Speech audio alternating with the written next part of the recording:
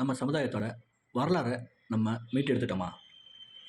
இல்லை நம்ம சாதிக்குன்னு மிகப்பெரிய ஒரு அங்கீகாரம் தான் இந்த தமிழகத்தில் இருக்கிறான்.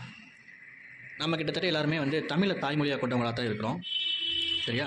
நம்ம இங்கே நம்ம நாட்டில், அதாவது தமிழ்நாட்டில், நமக்கு இந்த கொங்கு மண்டலத்தில் நம்மளோட சாதிக்காரங்க எக்கச்சக்கமான பேர் இருக்கும்னு வச்சுக்கோங்க.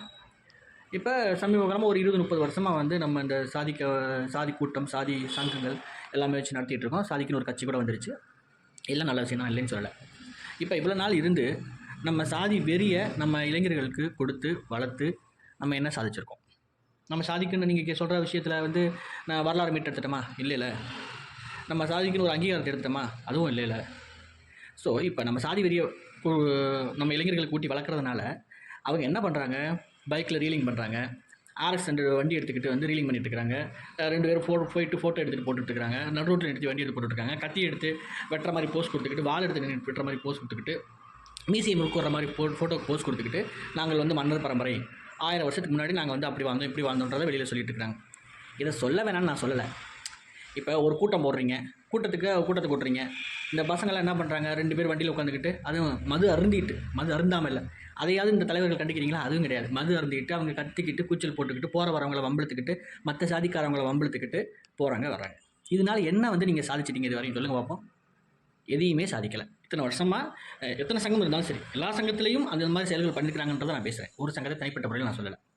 இதைத்தான் தொடர்ந்து செஞ்சுட்டு வரீங்க. இதனால் என்ன முன்னேற்றம் இந்த சாதி அடைஞ்சிருக்கு அப்படின்னு பார்த்தா துளியுமே கிடையாது. கிட்டத்தட்ட பார்த்தீங்கன்னா 3 தலைமுறைக்கு முன்னாடி என் பாட்டை சொத்தை தான் நீங்கள் திண்டிக்கிட்டீங்க அப்படின்னு பேசுகிறீங்க. நிறைய இடத்துல அதையும் கேட்க வேண்டியது இருக்குது. நாங்கள் எங்கள் வம்சாவளியில் ஏன் அவங்களுக்கு போச்சு அந்த சொத்தெல்லாம் அப்படின்றத பற்றி யாராவது பேசுகிறீங்களா? என்னமோ உங்களை உட்கார வச்சு கத்தி முனையில் எழுதி வாங்கிட்டு போன மாதிரி இல்லை, நிறைய இடத்துல பேசுகிற மாதிரி இருக்குது. நிறைய பேர் கேட்குறேன் நான். அதாவது நீங்கள் அவங்களுக்கு விற்றுட்டீங்க, நீங்கள் உழைக்க தயாராக இல்லை. சரியா? விற்று நீங்கள் தின்னுபுட்டு ஏதோ காரணங்களுக்காக எழுதி கொடுத்துப்புட்டு அப்புறம் அவன் வந்திருக்குன்னு சொல்லுவான். தானே சொல்லுவான். அதாவது நம்ம தான் எல்லாத்தையும் விட்டு கொடுத்துட்டு இன்றைக்கி இல்லைன்னா என்ன அர்த்தம்? சாமி கும்பிட போகிறது, தண்ணி அடிச்சுட்டு வம்புழுத்துட்டு ஒடியாந்துடுறது. சரியா? இதே மாதிரி எல்லா இடத்துலையும் பண்ணுறது. ஒரு கூட்டம் போடுறது, கூட்டத்தில் பேசிட்டு வம்புழுக்கிறது. அதை விட சாதி பெருமை பேசுகிறது சாயங்காலம் 6 மணிக்கு மேலே சரக்கு போட்டு தான் சாதி பெருமையை பேசுறது. இப்படியே பேசி இந்த சமுதாயத்தை அடித்து நொறுக்கி முடக்கி வச்ச வேலையை தான் இந்த சாதி சங்கங்கள் மீதும் பார்த்துருக்கே தவிர இதில் மீண்டு எழுந்தோ நல்ல விஷயத்தை அவங்க செஞ்சோ எதையுமே பார்க்க முடியல. ஒரு அங்கீகாரம் இல்லாமல் இருக்கிறதுக்கு காரணம் நம்மக்கிட்ட ஒற்றுமை இல்லாமல் இருக்கிறது தான். அதாவது நம்ம பசங்களுக்கு படிங்க, நல்லா பொழைங்க. அதாவது எப்படி இருக்குன்னா, நீ படித்தாதான் எந்த விஷயத்தையும், விவசாயம் பண்ணுறது கூட இன்றைக்கி படித்தாதான் ஒரு விஷயத்தை தெரிஞ்சிக்க முடியுது. அந்தளவுக்கு ஆகிப்போச்சு. சரியா?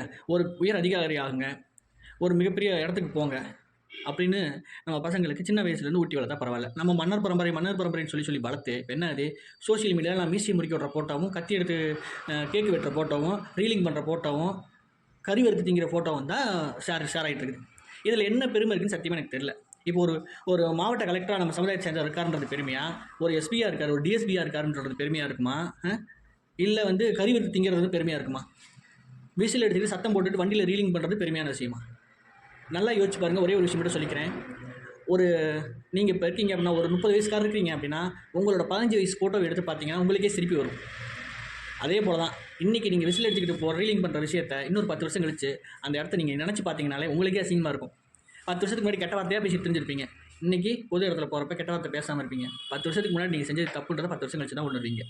இது யதார்த்தமான வாழ்க்கையில் உண்மையாக நடக்கிற விஷயங்கள். அதனால் முடிஞ்ச அளவு சாதி வெறியை தூண்டாமல், சாதி தலைவர்களும் சரி, சங்க தலைவர்களும் சரி, யாராக இருந்தாலும் சரி, சாதி வெறியை தூண்டாதீங்க. அது வெறியை தூண்டினா அந்த பசங்களை நம்ம அடுத்த தலைமுறையை அழிக்கிற வேலையை தான் செய்யுமே தவிர நம்மளை வாழ வைக்கிற வேலையை எப்போவுமே செய்யாது. நல்லா படி, நல்ல தொழில் பண்ணு, நல்ல விவசாயம் பண்ணு, சேர்ந்துரு, ஒற்றுமையாயிரு அப்படின்ற விஷயத்த சொல்லி வளங்க. அதுதான் நம்ம சமுதாயத்தோட வளர்ச்சிக்கு முக்கியமான ஒன்றா இருக்கும். மற்ற எல்லாமே வேஸ்ட்டு தான். நன்றி.